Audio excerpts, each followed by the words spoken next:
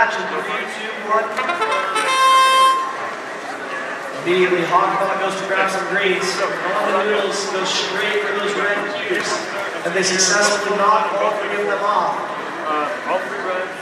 It looks like Ramen Noodles is trying to get to that low scoring zone.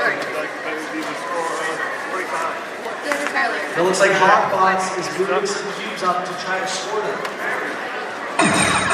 35 seconds to now, switch drivers. Ramen Noodles flipping as many cubes out. Hogbaugh successfully getting 2 cubes into the goal. Ramen Noodles trying to flip out as many cubes as they can.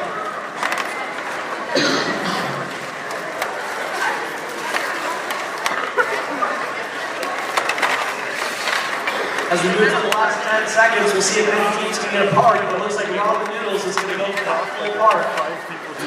And Hogbaugh going for that partial park. Let's see if they can get it in time.